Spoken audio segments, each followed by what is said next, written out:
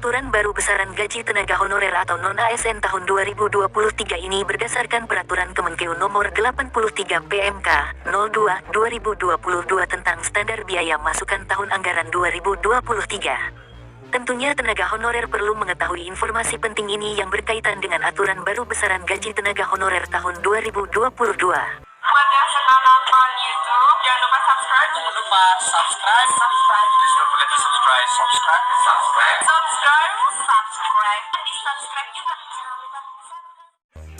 Aturan baru besaran gaji tenaga honorer atau non-ASN tahun 2023 ini berdasarkan Peraturan Kemenkeu Nomor 83 PMK 02/2022 tentang standar biaya masukan tahun anggaran 2023. Tentunya tenaga honorer perlu mengetahui informasi penting ini yang berkaitan dengan aturan baru besaran gaji tenaga honorer tahun 2022. Pemerintah berencana menghapus tenaga honorer di kementerian, lembaga pada 2023 mendatang. Kepala Biro Humas Hukum dan Kerjasama Badan Kepegawaian Negara (BKN) Satya Pratama mengatakan, nantinya honorer ini akan diganti pihak ketiga dengan sebutan pekerja outsourcing. Menurutnya, saat ini tenaga honorer di KL sudah mulai digantikan dengan pekerja outsourcing, seperti satpam, supir, hingga tenaga administrasi. Akan tetapi masih ada beberapa pos yang tetap diisi oleh non-pegawai negeri sipil PNS. Saat ini rata-rata tenaga pengemudi, satpam, kurir, petugas kebersihan, pramubakti, sekretaris, administrator sudah outsourcing PPNPN, jelasnya kepada CNBC Indonesia belum lama ini. Diketahui kebijakan ini tertuang dalam Peraturan Pemerintah PP Nomor 49 Tahun 2018 tentang Manajemen Pegawai Pemerintah dengan Perjanjian Kerja.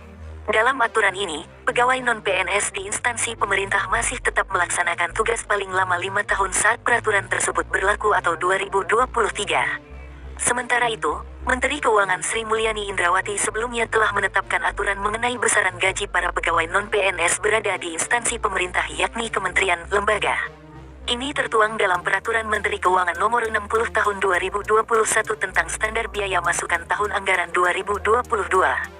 Dalam aturan ini, honorarium atau gaji untuk satpam, pengemudi, OB hingga pramubakti ditetapkan berdasarkan provinsi kementerian lembaga ia bekerja. Sehingga besaran nilainya berbeda untuk setiap wilayah. Honorarium yang diberikan hanya kepada pegawai non-aparatur sipil negara yang ditunjuk untuk melakukan kegiatan sesuai dengan tugas dan fungsinya sebagai satpam, pengemudi, petugas kebersihan, dan pramubakti, berdasarkan surat keputusan pejabat yang berwenang kontrak kerja, tulis PMK tersebut. Penghasilan satpam dan driver tertinggi ada di wilayah DKI Jakarta, di mana ditetapkan sebesar Rp5.344.000 per bulan. Sedangkan untuk petugas kebersihan dan pramubakti di DKI Jakarta diberikan imbalan Rp4.858.000 per bulan. Kedua tertinggi ada di wilayah Provinsi Papua dengan nilai Rp4.256.000 per bulan untuk satpam dan driver. Sedangkan untuk petugas kebersihan dan pramubakti ditetapkan Rp3.869.000 per bulan.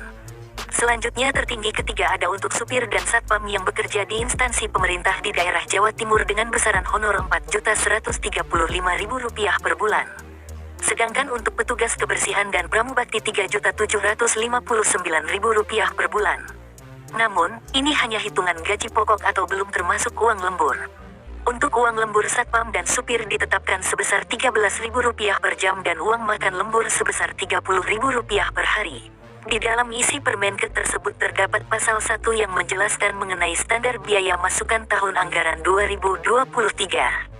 Satuan biaya berupa harga satuan, tarif, dan indeks yang ditetapkan untuk menghasilkan biaya komponen keluaran dalam penyusunan rencana kerja dan anggaran Kementerian Negara atau Lembaga TA 2023.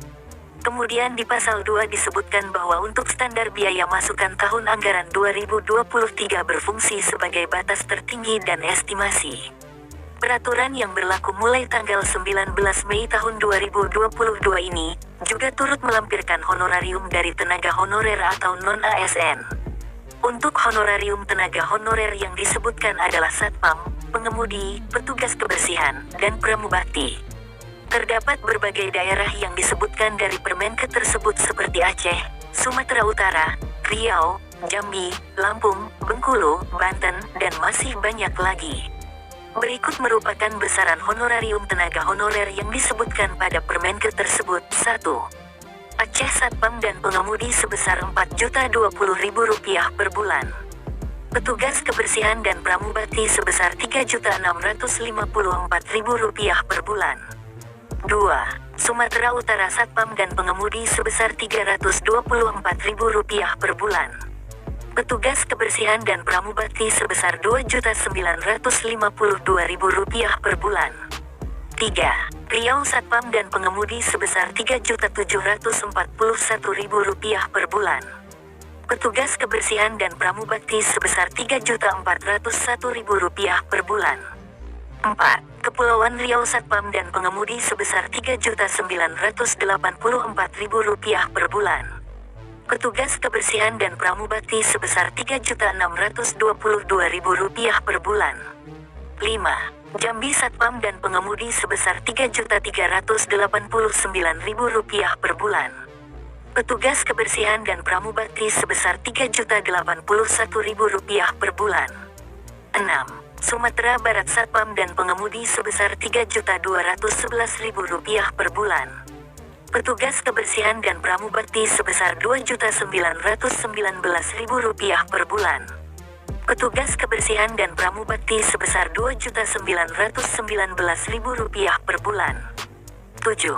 Lampung Satpam dan pengemudi sebesar Rp3.039.000 per bulan. Petugas kebersihan dan pramubakti sebesar Rp2.763.000 per bulan. 8. Bengkulu Satpam dan pengemudi sebesar Rp2.849.000 per bulan. Petugas kebersihan dan pramubakti sebesar Rp2.590.000 per bulan. 9. Bangka Belitung Satpam dan pengemudi sebesar Rp4.200.000 per bulan. Petugas kebersihan dan pramubakti sebesar Rp3.818.000 per bulan. 10. DKI Jakarta Satpam dan pengemudi sebesar Rp5.615.000 per bulan. Petugas kebersihan dan pramubakti sebesar Rp5.104.000 per bulan. 11. Jawa Tengah Satpam dan pengemudi sebesar Rp2.280.000 per bulan. Petugas kebersihan dan pramubakti sebesar Rp2.073.000 per bulan. 12. Jawa Barat Satpam dan pengemudi sebesar Rp3.777.000 per bulan. Petugas kebersihan dan pramubakti sebesar Rp3.433.000 per bulan. 13. Jawa Timur Satpam dan pengemudi sebesar Rp4.135.000 per bulan.